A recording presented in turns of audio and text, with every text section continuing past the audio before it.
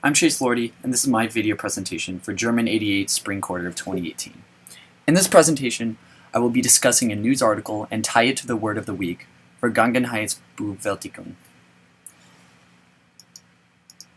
The article I will be focusing on, titled Germany's Risky Push to Outlaw Far-Right Party, was published on March 12, 2013.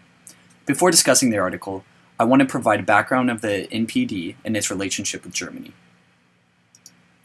The National Party of Germany is a far-right and ultra-nationalist political party in Germany. In the 1950s, right-wing parties in West Germany failed to attract voters away from the moderate government that presided over Germany's recovery. In 1964, however, right-wing splinter groups united to form the NDP. West Germany, discontent with a failing economy and with the leadership of Chancellor Ludwig Erhard, contributed to the NPD's success in the Federal Republic's 1967 state elections. Its following was not large enough to upset the established political balance in the state parliaments, but the party's existence threatened West Germany's relations with the Eastern European countries. The NDP has often been referred to as the most significant neo-Nazi party to emerge after 1945, which has sparked a history of controversy. In the NDP's history, there have been multiple ban attempts, but with little success. The last party to be banned was the West German KPD Communist Party in 1956. In the early 21st century, long-standing efforts to ban the party were renewed. In 2011, authorities attempted to link the NPD to a string of murders to provide a proof of violence. In 2012, several NPD members of Saxony's parliament attended the parliament's sittings wearing a popular neo-Nazi clothing brand, but refused to remove the clothing when asked to. This sparked yet another ban bid. In 2016, German officials submitted a request to the federal constitution to ban the NPD. Although the ban failed, the court also openly acknowledged that the party's manifesto and ideology are anti-constitutional and indirectly suggested that such a party should not be receiving state grants to further its cause. The article I will be discussing describes the effort of Germany to outlaw the NPD party in 2013. The article begins with describing the numerous accusations of the NPD's relationship with neo-Naziist values. The ideology and the whole NPD party is xenophobic, inhuman, anti-Semitic, and anti-democratic, said the Interior Minister Roger Lewins.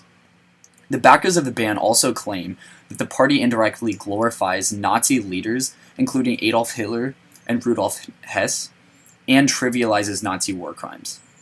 Some even go as far to describe the NPD as more radical than the Nazi Party of 1920. Neo-Nazi militants have also been accused of using violence to create immigrant-free zones.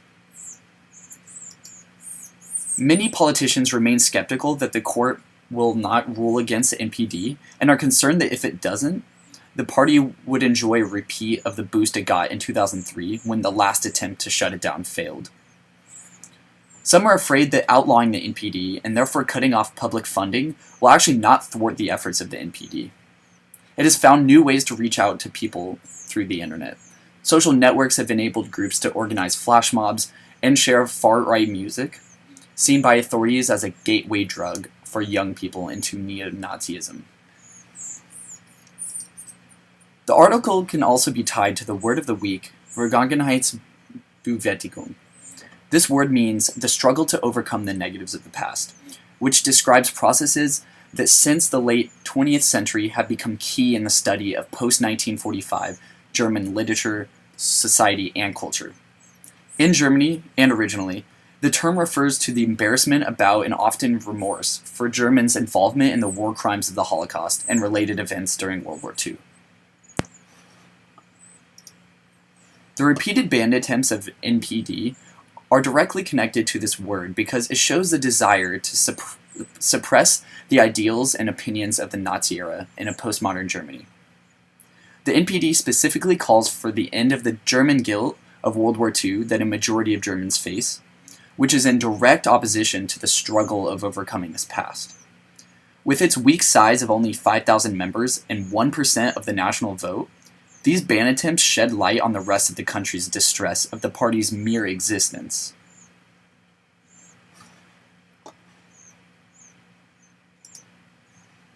Regardless of the outcomes of the NPD bans, it is obvious that there is a widespread increase of awareness of such neo-Nazi movements.